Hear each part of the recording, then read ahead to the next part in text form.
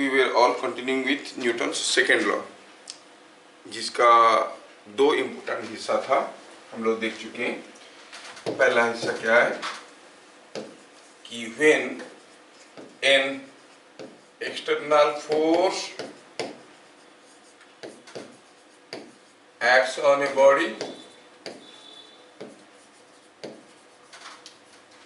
when an external force acts on a body,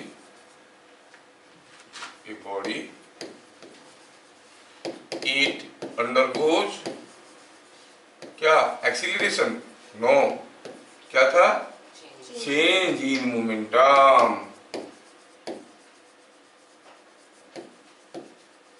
in direction of force. दूसरा था rate of change in momentum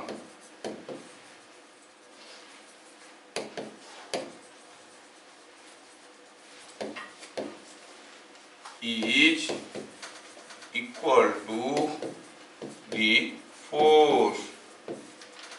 ये हम लोग देखें, है ना। और क्या देखें? जो फोर्स था मैथमेटिकली, वो फोर्स क्या होता था? Rate of change in momentum. Delta P is a vector. Delta P refers to the change in momentum, that is the final momentum minus initial momentum, which can be otherwise found as force into time। नहीं, इसी को फैला फैला के हम लोग क्या क्या करके देखे थे।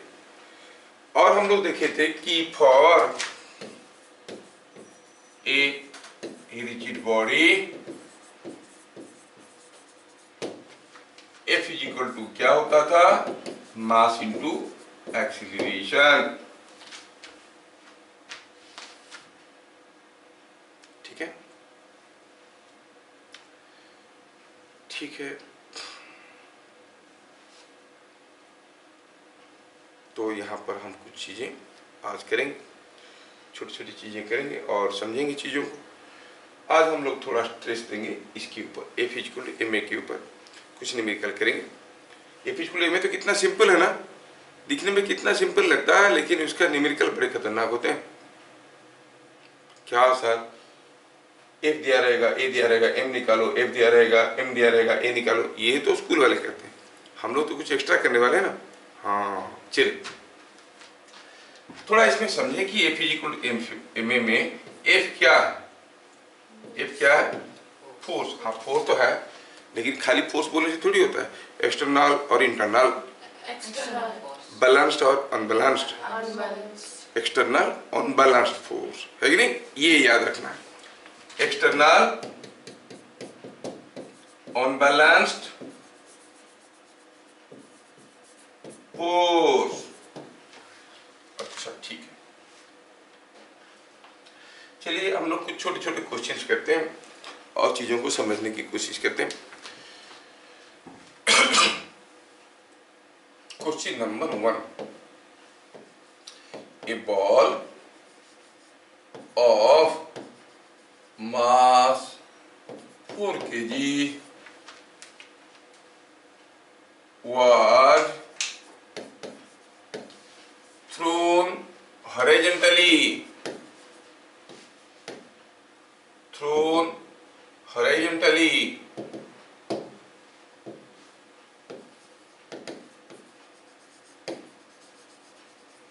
from a roof. Thrown horizontally from a roof. If it falls to ground in 2.5 seconds, find magnitude and direction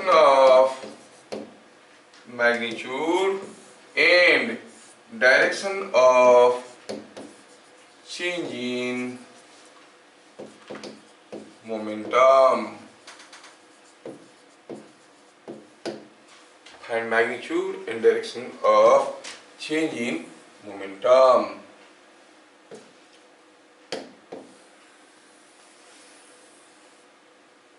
समझ में आया?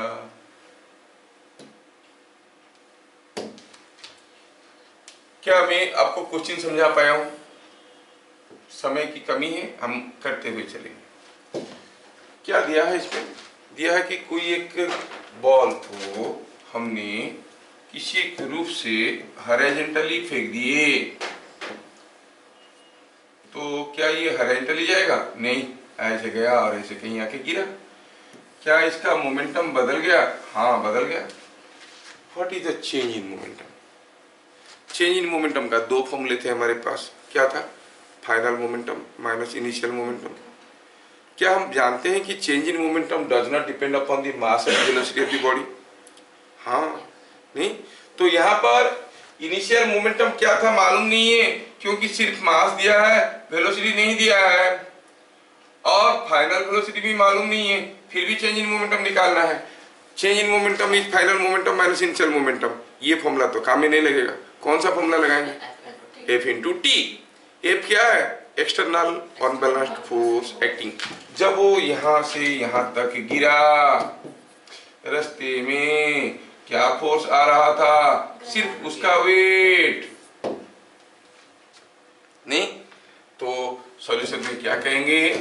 Change in momentum is force into time during its flight. What was the only force acting? 4g. Time कितना था? 2.5. So how much it is coming out to be? 100 kg meter per second. ये क्या हो गया? Change in momentum का magnitude. Direction क्या है? Direction of change in momentum is in the direction of force. नहीं हम लोग तो अभी देखे थे, whenever an external force acts on a body, it undergoes a change in momentum in direction of force. So it is delta P is downward. क्या बातें समझ में आया? अगला question,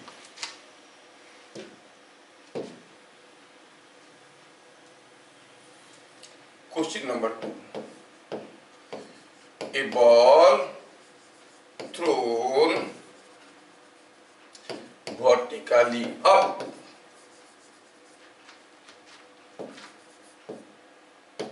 goes up and comes down. ऊपर जाता है, नीचे आता है। ठीक है? While going up,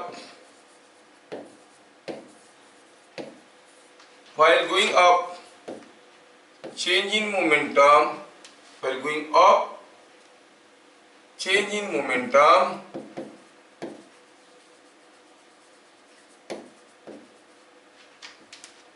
is delta P1. While coming down,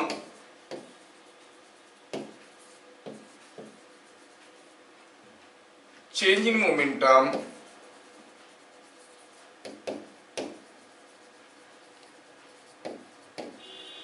is delta P2. Then choice दे रहे हैं, what is relation between delta P1 and delta P2? दोनों बीच में क्या रिलेशन है? तो क्या कहोगे आप? या तो कहोगे इक्वल है, या आप कहोगे इक्वल एंड अपोजिट है, या जो भी है। What is the relation between delta P1 and delta P2? They have same magnitude, same direction. Same magnitude, opposite direction. Different magnitude, different direction. क्या कहोगे? कोई बॉल को हम ऊपर फेंके, गया ऊपर, आया नीचे।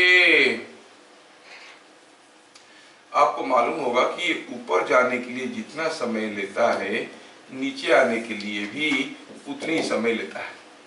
अगर नहीं मालूम है तो लिख दो कि we know that the time of ascent is same as time of descent. ठीक है,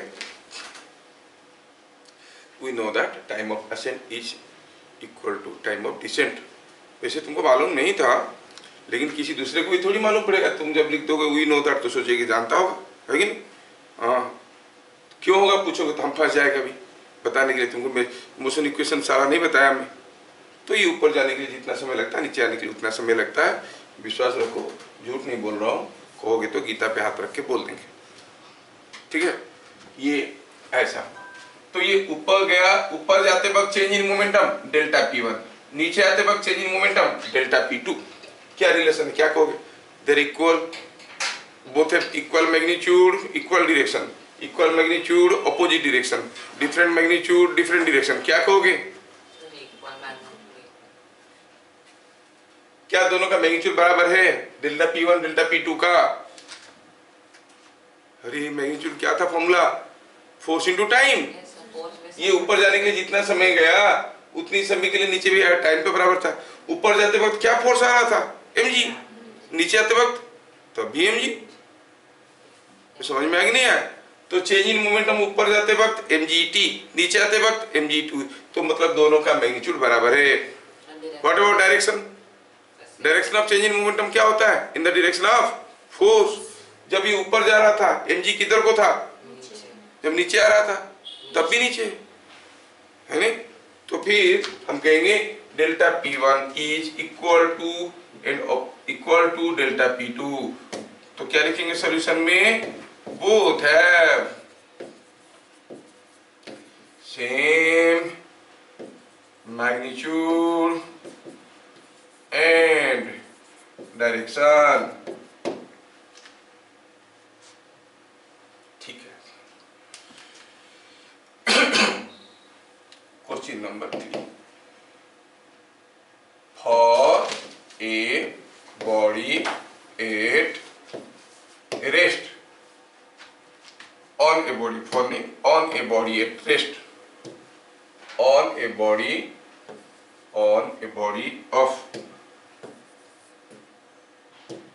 of 5 kg at rest,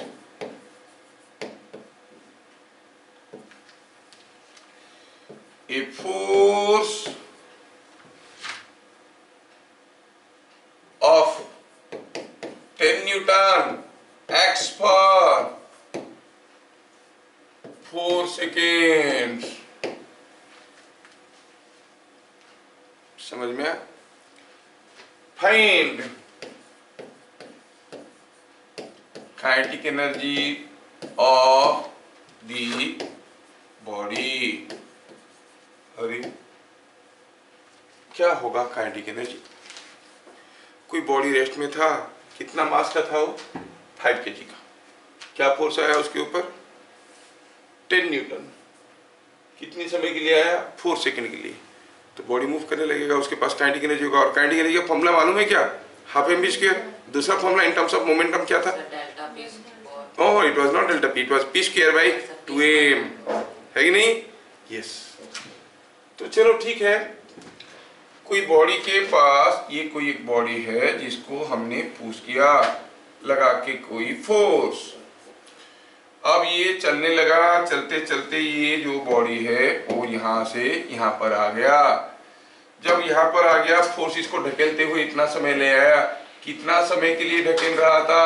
it was pushing for 4 seconds. नहीं, शुरू में उसका क्या मोमेंटम था और बाद में क्या मोमेंटम था? It started from rest, है कि नहीं? A body of 5 kg at rest started from rest start किया। तो इनिशियल मोमेंटम क्या था? 0। रेस्ट में है ना, mass into velocity 0। Final momentum क्या था ये मालूम नहीं, लेकिन हमें ये मालूम है कि हियर इनिशियल मोमेंटम इज 0 और चेंज इन मोमेंटम क्या होता है? होता है final momentum minus initial momentum, है कि नहीं? चेंज इन मोमेंटम अदरवाइज क्या होता है? Force into time that is equal to P2 minus P1। लेकिन F का वैल्यू कितना था? 10 न्यूटन। कितने समय के लिए आया? 4 सेकेंड के लिए। P2 क्या था वो मालूम नहीं, P1 वो तो 0 है। क्या बात समझ में आया? ये क्या यहाँ से हमें P2 का वैल्यू मिल गया? Yes, it is 40 kg metre पर सेकेंड। सर हमें काइनेटिक एनर्जी पूछा था, मोमेंटम निकाल दिए। अरे अगले स्टेप में तो काइनेटिक एनर्जी निकल जाएगा। You know the mass, you know its momentum, can you not know the kinetic energy? Yes, तो kinetic energy is P2 square by 2m। हो गया क्या? 1600 बाय 2 इंटू m कितना भाई? m is 5 kg। Is not it 160 joules? क्या बातें समझ में आ रहा है?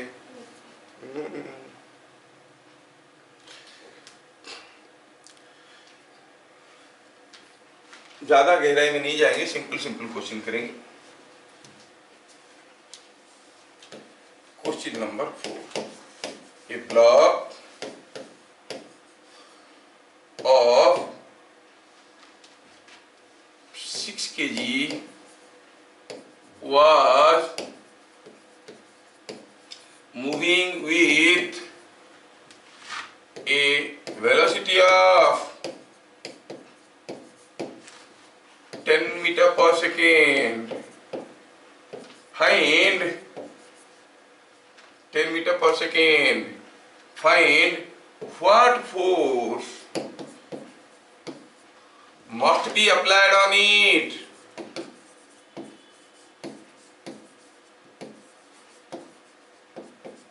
for 5 seconds such that it moves with 8 meter per second in opposite direction। कितना खतरनाक है?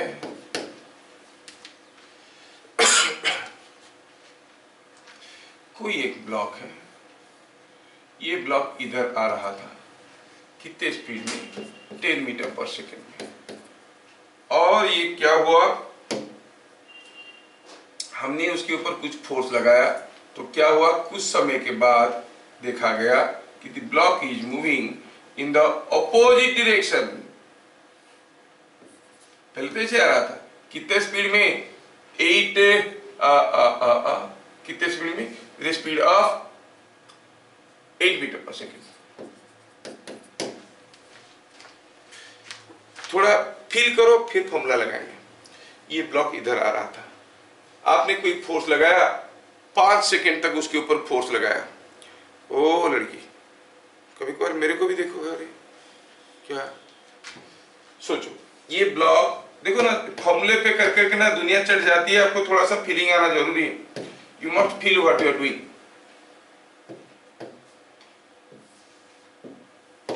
ये है ब्लॉक, ये ब्लॉक इधर आ रहा था 10 मीटर पर सेकेंड में। मैं इसके ऊपर कुछ फोर्स लगाया, कितने समय के लिए लगाया? 5 सेकेंड के लिए। कितना फोर्स लगाया कि ये ऐसे जाने लगा? कितना फोर्स तो बाद की बात है, हम निकालेंगे। फिर आप सोचो और बताओ, इसके ऊपर जब मैं फोर्स लगाया होगा, वो फोर्स को कौन सा डायरेक्शन में होना चाहिए? It should look like this और दिस और दिस और दिस, ABCD। आपको क्या लग रहा है, कैसे फोर्स देने से वैसे जाएगा? सोचो, ये ऐसे आ रहा था, कौन से डायरेक्शन में फोर्स लगाएंगे कि उल्टा वापस जाएगा? क्या ऐसा लगाने से उल्टा वापस जाएगा? नीचे नहीं, इधर को तो और स्पीड बढ़ जाएगा, उल्टा। मतलब राइट चॉइस हो गया। क्यों ऐसे लगा? Why should apply force? Because you see what is the direction of change in momentum. हाँ, तो चलिए, हमें फोर्स पूछा गया है। फोर्स का क्या फॉर्मूला था? How it is related to momentum? Rate of change in momentum. It is rate of change in momentum. ओ चलो ठीक है, और हमें मालूम है कि momentum is a vector quantity. चलो हम करते हैं कि ऐसा वाला डायरेक्शन को पॉजिटिव मान लेते हैं, ऐसा वाला डायरेक्शन को नेगेटिव मान लेते हैं। ठीक है, क्या बता सकते हो इनिशियल मोमेंटम क्या था? It was a vector. कितना था? ये क्या मास है भाई? 6 kg का है, 6 kg का है। It was 60। Should I right positive और नेगेटिव? मोमेंटम क्या था? इधर को था, तो इसको नेगेटिव लेते हैं। अब बोलोगे सर इसको क्यों नेगेटिव लिए, इसको पॉजिटिव लीजिए। ले सकते हैं, इसको पॉजिटिव इसको नेगेटिव, कोई तकलीफ नहीं। As per your convention you take it. ठीक है, तो -60 यूनिट तो सबको मालूम होगा, मीटर पर सेकेंड। क्या कोई मुझे बताएगा कि फाइनल मोमेंटम क्या है? फाइनल मोमेंटम इधर को है, कितना है? 6 × 8, 6 × 8 पॉजिटिव लेंगे, यस 48 kg मीटर पर सेकेंड। मुझे फोर्स निकालना है, लेकिन उसके लिए डेल्टा पी चाहिए। डेल्टा पी क्या होता है? Final minus initial. Final is 48 minus -60 is equal to 108 kg metre पर सेकेंड। क्या मेरी बात समझ में आया? ये जो चेंज इन मोमेंटम आया ये पॉजिटिव है, मतलब उसका डायरेक्शन क्या है? Towards right. इसलिए हमें फोर्स देना है टुवर्ड्स राइट, क्योंकि force is always in the direction of change in momentum, है ना? तो फोर्स क्या है भाई? फोर्स तो rate of change in momentum है, मतलब delta P by delta T. इतना चेंज इन मोमेंटम हुआ है कितनी समय में? This change in momentum has taken place in 5 seconds। तो चेंज इन मोमेंटम इज 108/5। कितना होगा? कितना होगा? कैसे पता किए? डबल कर दिए, 5 हो गया 10, 108 हो गया 206, 216 और 216 में डिवाइड करना आसान है ना? ये सब जानना भी बहुत जरूरी है। 21.6 न्यूटन। डिवीजन तो सबको आता है, लेकिन कैसे किया आपके ऊपर डिपेंड करता है। क्या मेरी बात समझ में आया सबको? Force is rate of change in momentum.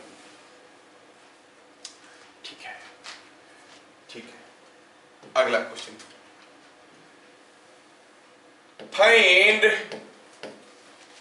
What force must be applied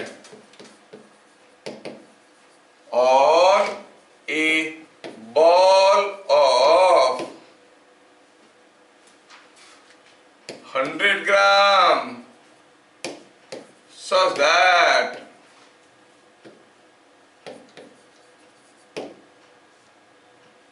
its speed increases from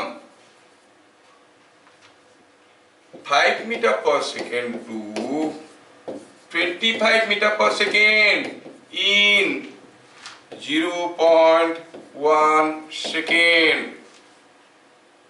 in the same direction। पहले जिधर जा रहा था उधर भी उधर ही जा रहा है। क्या ये क्वेश्चन का आंसर आप कर सकते हो? स्पीड विल इंक्रीज 5 से 25, तो डायरेक्शन बराबर था। क्या बता सकते हो इनिशियल वेलोसिटी क्या था? 5 मीटर पर सेकेंड। फाइनल वेलोसिटी क्या था? 25 मीटर पर सेकेंड। ये सब सिलसिला कितनी समय में हो गया? 0.1 सेकेंड। आपको पूछा गया है फोर्स, या तो आप rate of change in momentum कर सकते हो और ए में भी कर सकते हो। नहीं तो पहले ए निकालने की कोशिश करें। पहला मेथड आपको मालूम है कि force is rate of change in momentum, ये मालूम है इसलिए नहीं कर रहे हैं, आपको मालूम है final momentum minus initial momentum by time is the force. और हम जानते हैं कि v is equal to u plus a t है। इसमें से पता चला a is equal to v minus u by t. a कितना है मालूम नहीं, v 25 माइनस 5 बाई टाइम कितना था? 0.1। इज नॉट इट 200 मीटर पर सेकेंड स्क्वायर?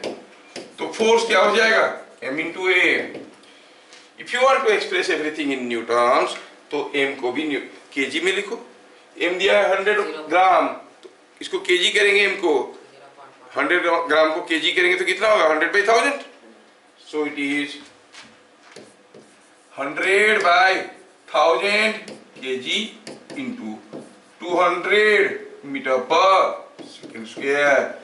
सारे वैल्यू को डालने के बाद हमें समझ में आया कि the force is equal to कितना है, 20 न्यूटन।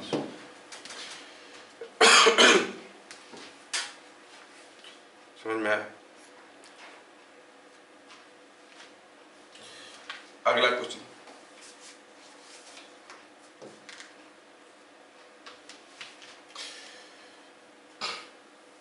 यहाँ पर कोई एक ब्लॉक रखा है, यहाँ पे कोई फोर्स आ रहा है 20 न्यूटन का, और इधर से कोई फोर्स आ रहा है 6 न्यूटन का, और ब्लॉक का मास है 10 kg। Find acceleration of block. क्या बता सकते हो, ये तो काफी सिंपल क्वेश्चन हो गया, हर कोई बता सकता है। Acceleration is given by a formula F/m also v minus u by T. नहीं, लेकिन यहाँ पर F/m वाला फॉर्मूला लगाएंगे। इसमें F क्या था, एक्सटर्नल अनबैलेंस्ड फोर्स। क्या बता सकते हो कि what is the net external unbalanced force, 20 minus 6, 14 Newton. तो फिर तो काम हमारा बन गया, 14 बाय मास कितना है 10 kg, so it is 1.4 metre per second square. क्या मेरी बातें समझ में आ रहा है? हाँ, ठीक है। थोड़ा क्वेश्चन को डिफिकल्ट बनाते हैं, है ना।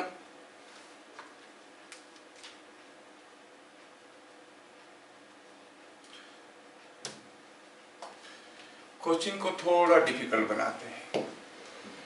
ये है कोई एक ब्लॉक,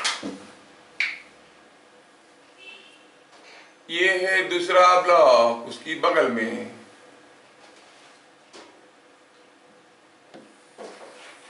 ये है मान लो कि समथिंग लाइक से 3 kg, और ये है 2 kg। There are 2 blocks, you are pushing them. आपका कोई काम नहीं है दूसरों को पुश पुल करते रहते हो। You are pushing them with से 50 न्यूटन। आप 50 न्यूटन फोर्स में दोनों को पुश कर रहे हो, तो दोनों चलने लगेंगे। तो निकालना क्या है, निकालना ये है कि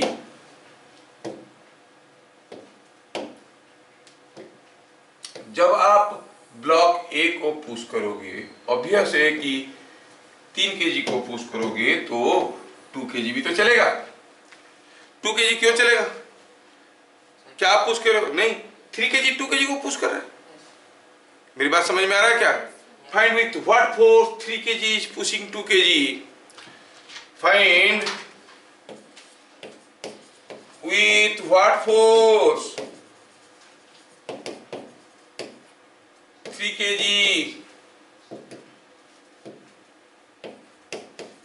is pushing 2 kg।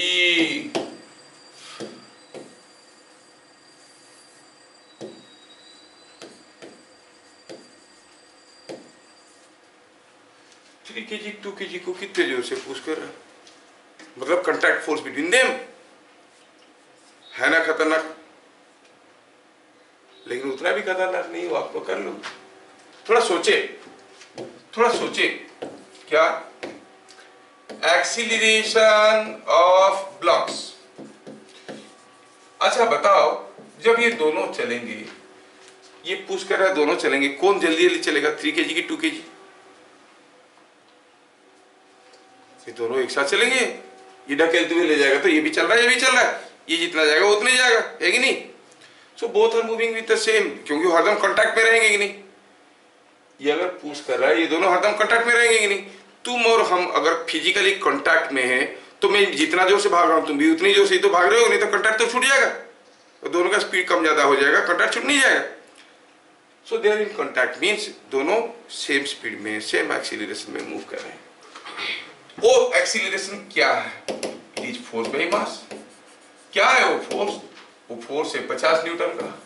कौन मूव कर रहा है? What is the mass moving here? Due to this force कौन सा मास मूव कर रहा है? 3 kg की 2 kg की दोनों? दोनों। So mass to be taken is 3 + 2 that is 5 kg। क्या मेरी बात समझ में आ रहा है? तो ये हो गया 5, तो हो गया 10 मीटर पर सेकेंड स्क्वायर। हाँ सर समझ में तो आ गया। अब पूछा है कि 3 kg 2 kg को कितने जोर से पुश कर रहे हैं? सोचो तो 2 kg क्यों मूव कर रहा है? क्योंकि 3 kg पुश कर रहा है।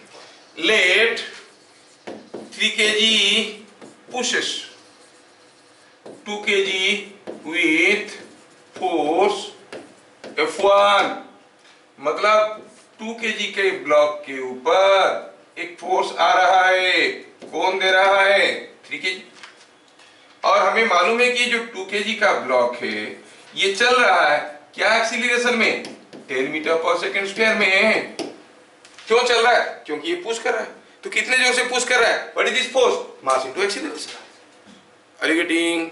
सो the force with 3 kg is pushing 2 kg is equal to 2 into 10 20 Newton. आपने लगाया 50 न्यूटन, लेकिन इसके ऊपर आ रहा है ओनली 20 न्यूटन।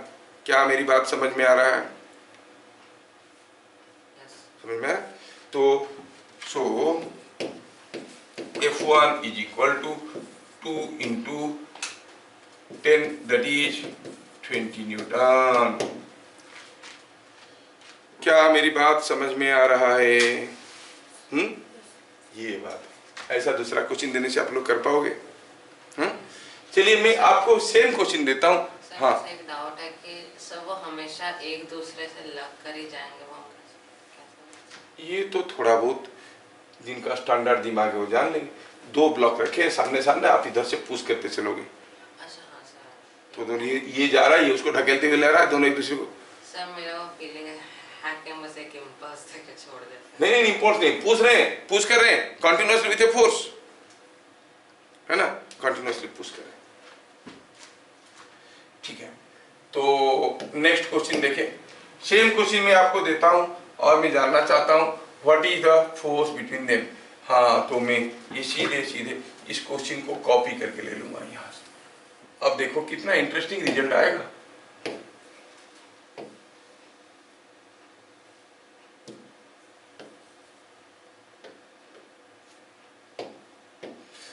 सेम क्वेश्चन है, कोई बदलाव नहीं है, लेकिन मैं क्या कर रहा हूं, थोड़ा फिगर में चेंज ला रहा हूं। Little change in figure. अच्छा ठीक है, अब मैं क्या कर रहा हूं, 50 न्यूटन इधर देने की बजाय इधर से दे दिया। क्या बात समझ में आया? Find with what force. अब 3 kg 2 kg को पुश कर रहा है कि 2 kg 3 kg को पुश कर रहा है? 2 kg 3 kg को पुश कर रहा है। बताओ, केस बदल गया। With what force 3 kg 2 kg is pushing 3 kg? हाँ 30 न्यूटन। देखा, यही तो है दिमाग। समझ में आ रहा है? यही है दिमाग। तो कितना जल्दी तुम लोग आंसर बता दिए। आंसर में क्या लिखेंगे?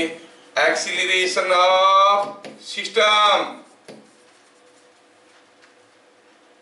Acceleration of system is equal to acceleration of system is equal to आपको हो गए कि A and that is equal to force by driving force by driven mass 50 by 5 is 10 meter per second square acceleration। तो ये अब let force of 2 kg on 3 kg is F2। तो 3 kg का block के ऊपर कोई फोर्स आ रहा है F2 नाम का, जो कि इस ब्लॉक को मूव करवा रहा है 10 मीटर पर सेकेंड स्क्वायर में, तो आपको होगी F2 is equal to 3 into 10, 30 Newton.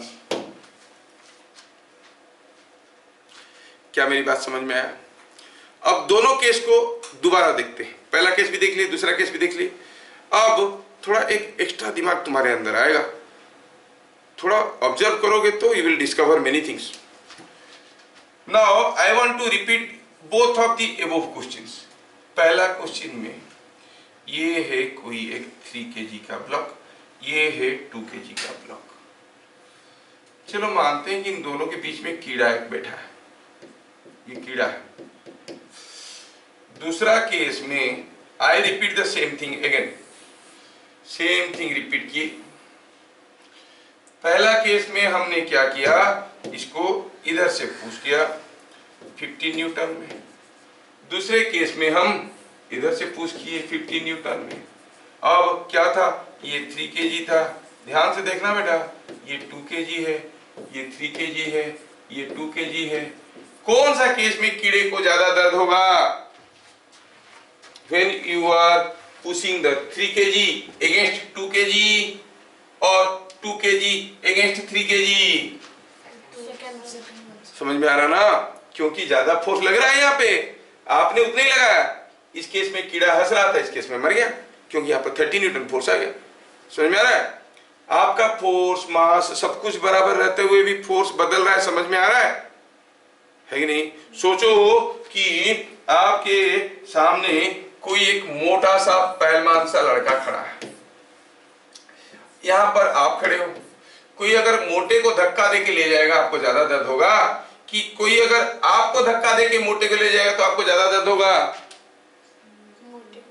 तो मोटा का धक्का देंगे, तुम आगे आगे चलोगे, तुमको ज्यादा दर्द होगा, कि तुमको लगा कि मोटे को ढकेलने की कोशिश करेंगे तो ज्यादा दर्द होगा? सेकंड केस में वही तो था, ये 2 kg 3 kg। इधर से पुश करो तो रिएक्शन फोर्स वाज मोर, इधर से पुश करो तो रिएक्शन फोर्स वाज लेस। मान लो कि ऐसे 1-2 में समझ में नहीं आ रहा। मान लो कि यहाँ पर लाइन में काफी लोग खड़े हैं, तुमको पुश करके पूरा लाइन को हटाने से तुमको ज्यादा दर्द होगा, कि इनको पुश करके तुमको हटाना ज्यादा डिफिकल्ट होगा? कौन सा केस में ज्यादा दर्द होगा? When line is pushed from the back और फ्रॉम योर साइड में करके पूरा लाइन को पुश करेंगे तो ज्यादा तकलीफ होगा। बहुत बड़ा सा एक पैकेट रखा है, फील करो यार, फॉर्मूले के मारो गोली। बहुत बड़ा सा पैकेट रखा है, आप पैकेट के बगल में खड़े हो, आपको पुश करके पैकेट को डिस्प्लेस करने से आपको ज्यादा दर्द होगा, कि पैकेट को कोई पुश कर दिया तो आपको ज्यादा दर्द होगा? आपको जो पुश करके पैकेट को डिस्प्लेस करने की कोशिश करेंगे, because your force is now displacing the packet. समझ में? दूसरे केस में when the packet was pushed, the packets force was displacing you like a small mass. समझ में आया? ये चीजें समझ में आना चाहिए। पहले भी हम लोग समझ चुके हैं कि what is reading in A weighing machine. जब हम किसी एक वेइंग मशीन पे खड़े होते हैं, नहीं तो जो रीडिंग आता है वो क्या दिखाता है? यस, क्या दिखाता है Suchismita? When I am standing on a weighing machine, what is the reading? The reading is not the weight, it is the force with which I am pushing the machine. अगर रीडिंग मशीन के ऊपर चुपचाप खड़ा रहा तो जो दिखाएगा reading वो मेरा वेट है। खड़े होके किसी डंडे से छत को अगर पुश करूंगा, रीडिंग बढ़ेगा कि नहीं बढ़ेगा? मतलब मेरा वेट तो नहीं बढ़ गया, वेट तो mg है, m तो वही रहा, वेट नहीं बढ़ा, लेकिन जो फोर्स जिसमें मैं पुश कर रहा था वेइंग मशीन को बढ़ गया, है कि नहीं? रीडिंग बढ़ गया। तो जब भी हम किसी एक वेइंग मशीन पे खड़े होते हैं, इस चीज को याद रख के ही न्यूमेरिकल करेंगे। कोई एक आदमी अगर किसी एक वेइंग मशीन पे खड़ा है तो क्या रीडिंग दिखाएगा? वेइंग मशीन क्या दिखाएगा? जितना फोर्स इसके ऊपर आ रहा है और जितना फोर्स ये वेइंग मशीन के ऊपर दे रहा है। समझ में आया क्या? तो ये हो गया core concept. When a man is standing on A weighing machine,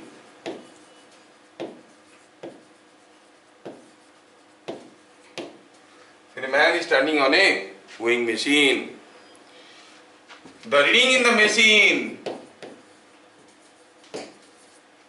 in machine is the contact force or reaction force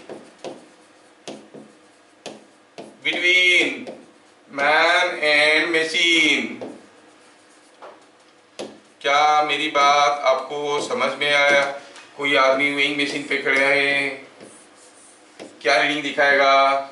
मान लो रीडिंग दिखा रहा है कुछ x, इसका मतलब ये आदमी के ऊपर ये क्या फोर्स दे रहा होगा x, और ये मशीन के ऊपर ये कितना फोर्स दे रहा होगा x। समझ में आ रहा है? ये चीज समझ में आया तो कुछ चीजें बनेंगे। अभी मैं आपको समझा पाऊंगा। दुर्गा पूजा में तुम लोग बड़े बड़े डोली में बैठे होगे, घूमने वाला बैठे, उसमें वर्टिकल वाला डर लगता है किस चीज का? नीचे से ऊपर, ऊपर से नीचे से जाते हैं। तो नीचे से ऊपर, ऊपर से नीचे कब ज्यादा डर लगता है? नीचे से ऊपर जाते वक्त, ऊपर से नीचे आते वक्त? ऊपर से नीचे। क्यों?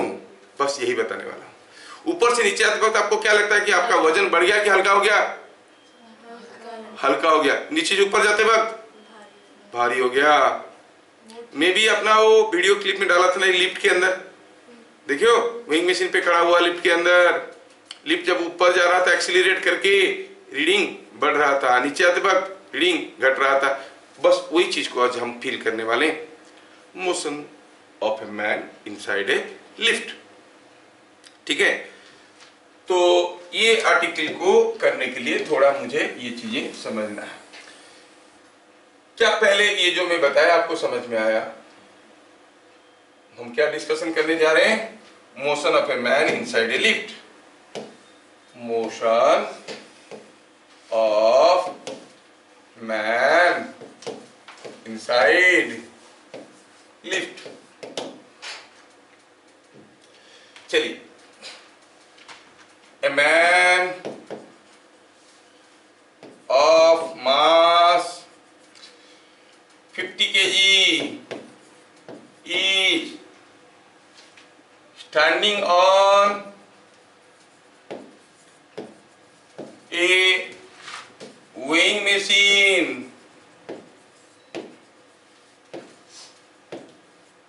inside a lift। अजीब सा आदमी है, लिफ्ट के अंदर खड़ा है, वो भी वेइंग मशीन के ऊपर। खरीद के ले रहा होगा, रास्ते में चेक कर रहा होगा? नहीं तो मेरे जैसा होगा, जैसे मैं करता था experiment. Inside a lift find reading in the lift, reading in machine, reading in machine if the lift is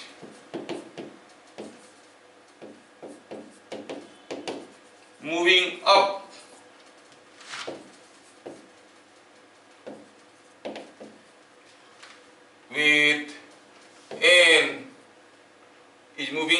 with an acceleration 3 meter per second square।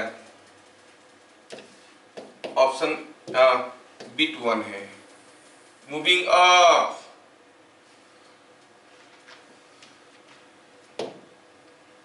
Is moving up, नहीं मूविंग डाउन कर देते हैं अगले वाले को। Moving down with acceleration of, कुछ कर लेते हैं 2 मीटर पर सेकेंड स्क्वायर। क्या मेरी बात समझ में आया? Before you go for the answer, recall your experiences। Durga Puja swing, जो बड़ा बड़ा डोली में झूला बैठा था। 4-5 साल पहले। हाँ, तो जब भी बैठे थे, कभी तो बैठे थे वो गोल गोल वाला झूला में। बोलो कि वेइंग मशीन में रीडिंग कब आएगा? जब वेइंग मशीन ऊपर, लिफ्ट ऊपर जा रहा था कि नीचे आ रहा था? सोचो, झूला में जब बैठे थे, अब नीचे आ रहे थे तो वजनदार लग रहा था खुद का शरीर कि हल्का लग रहा था?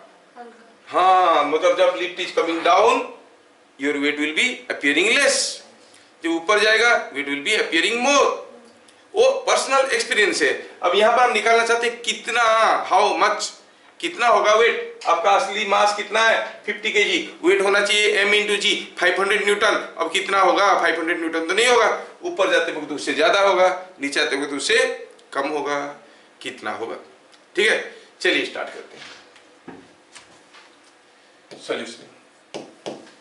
ये तो क्वेश्चन था, सॉरी क्वेश्चन था। सॉल्यूशन के लिए मैं दूसरा पेज में जाना चाहता हूं। एक बीट मैं करूंगा, दूसरा बीट आप करोगे। नहीं कर पाओगे मतलब अब समझे नहीं हो। अब ये आदमी खड़ा है वेइंग मशीन के ऊपर। हमें इसके ऊपर क्या रीडिंग, वेइंग मशीन में क्या रीडिंग आ रहा है जानना चाहते हैं। क्या आप बता सकते हो how many forces are acting on the man? एक तो है weight, contact and non contact force. Contact force हुआ, वेइंग मशीन कुछ दे रहा है, चलो इसको हम कहेंगे एफ। ये पता करना है क्योंकि वही है रीडिंग, और उसका अपना वेट है, कितना है? पहला बीट में ये आदमी किधर जा रहा है? लिफ्ट के अंदर खड़ा है, लिफ्ट ऊपर जा रहा है तो आदमी नीचे जा रहा है कि ऊपर जा रहा है? लिफ्ट इधर जाएगा, आदमी उधर ही जाएगा। ये आदमी अब ऊपर जा रहा है, अब लिफ्ट के अंदर है, लिफ्ट जितना एक्सीलरेशन में जा रहा है मैन भी उतने ही एक्सीलरेशन में जा रहा है।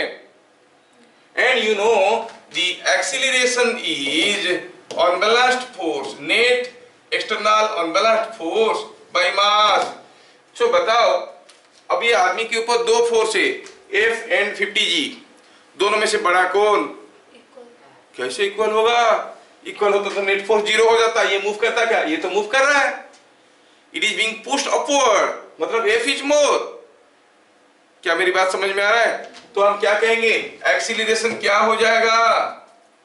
F minus net external unbalanced force. F ऊपर की तरफ है, 500 नीचे की तरफ है। क्या मैं समझा पा रहा हूं?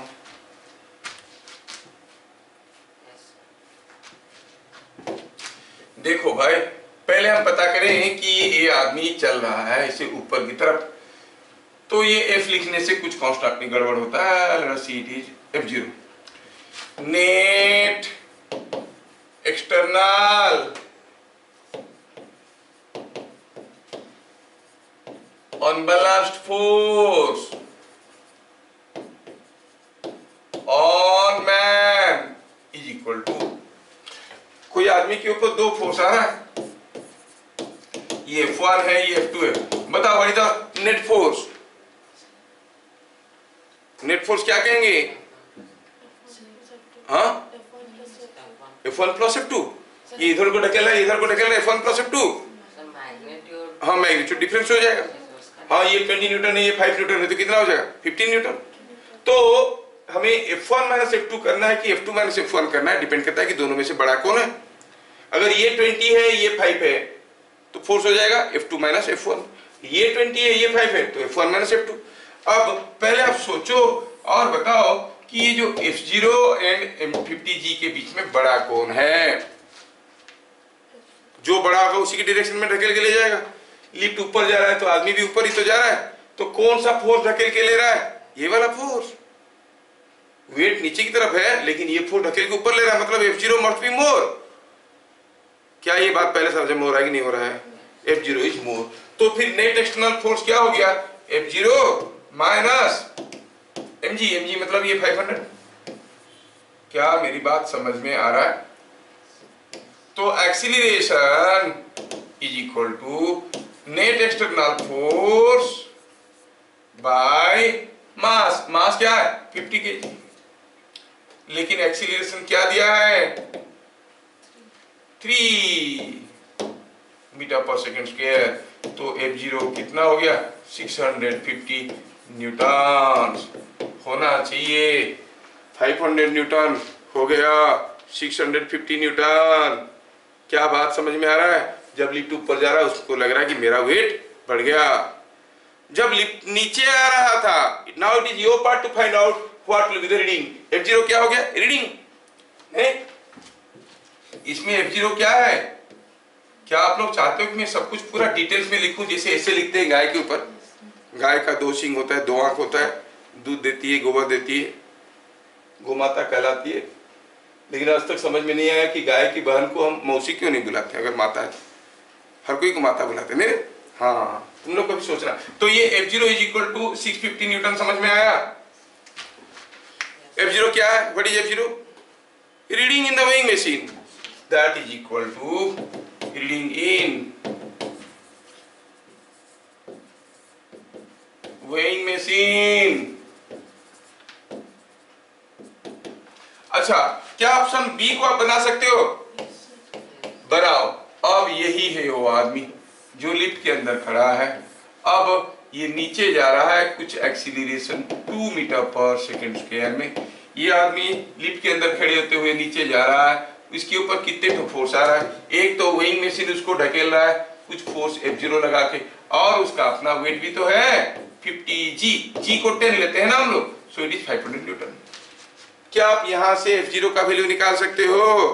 अब आदमी नीचे जा रहा है, बड़ा कौन? F0 की 500। F0 ऊपर की तरफ ढकेल रहा है, 500 नीचे की तरफ खींच रहा है, आ रहा है नीचे, 500 ज्यादा है। तो आप क्या कहोगे? Net force. Yes yes yes, net force.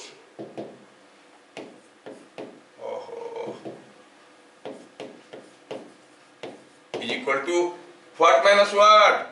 500 minus F0। क्या आपको समझ में आ रहा है कब मैं कैसे लिख रहा हूं? कब F0 माइनस 500, तो कभी 500 माइनस F0। क्या ये चीजें समझ में आ रहा है? यही तो समझने वाली चीज है कि नहीं? हाँ, और आप जानते हो कि net force means total force by net mass, मतलब total mass is equal to acceleration, और 500 minus F0 by 50 is equal to 2 metre पर सेकेंड स्क्वायर। सो F0 हो गया 400 newton. That is what is the reading in the machine. समझ में आ रहा है कि ऊपर से जा रहा है? आया? ये जो F is equal to MA वाला इतना आसान लग रहा है, आप समझ में आ रहा है कैसा है? ये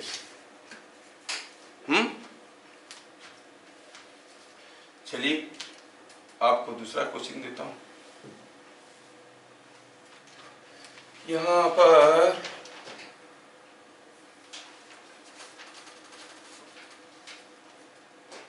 कोई एक ब्लॉक है ऐसे, और यहाँ पे कोई दूसरा ब्लॉक है ऐसे, और यहाँ पे कोई एक तीसरा ब्लॉक है ऐसे।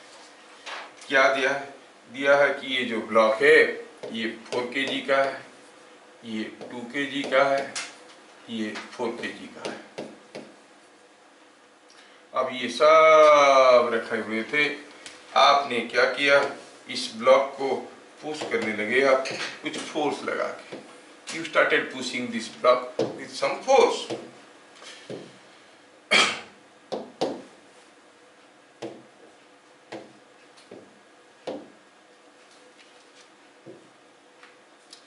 तो क्वेश्चन क्या है? हमने फोर्स लगाया सपोज 20 न्यूटन। तो आप क्या देख रहे हो यहाँ पर? जो 4 kg, जो 2 kg का ब्लॉक है उसके ऊपर कॉन्टैक्ट फोर्सेस आ रहे हैं due to A and B। दोनों कॉन्टैक्ट फोर्स दे रहे होंगे, है कि नहीं? पूछा क्या है? Find the net force, total force और 2 kg। Find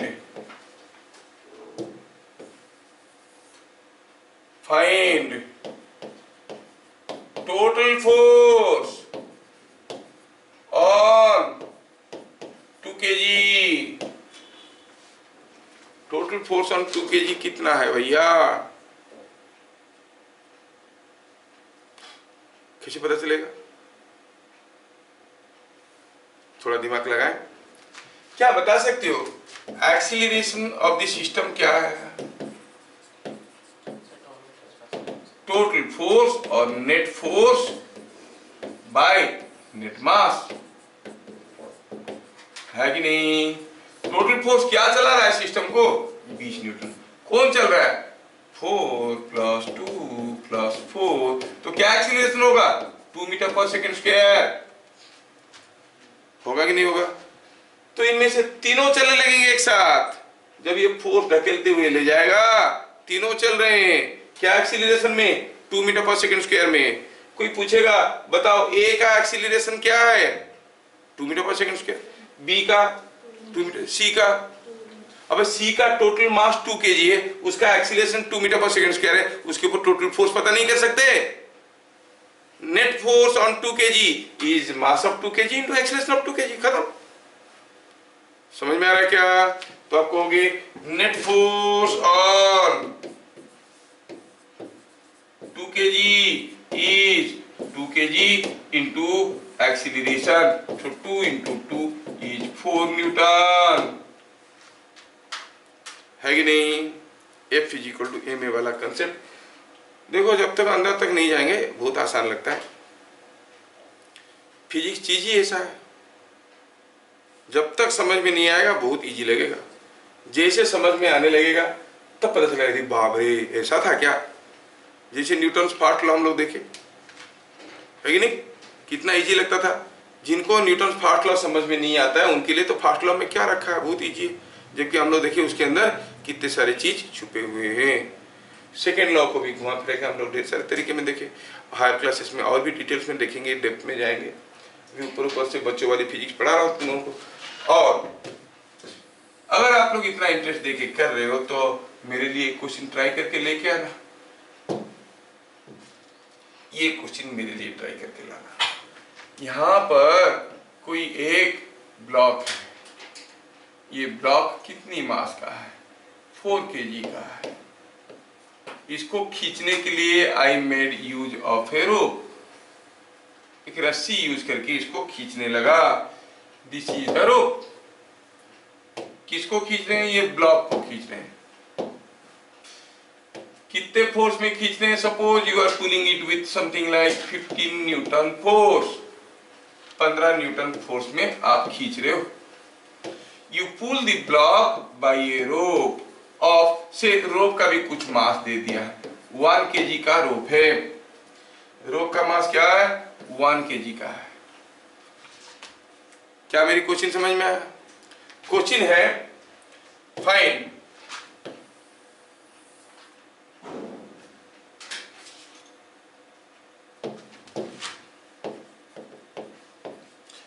with what force rope pulls plug। ये हो गया रोप, ये हो गया प्लग।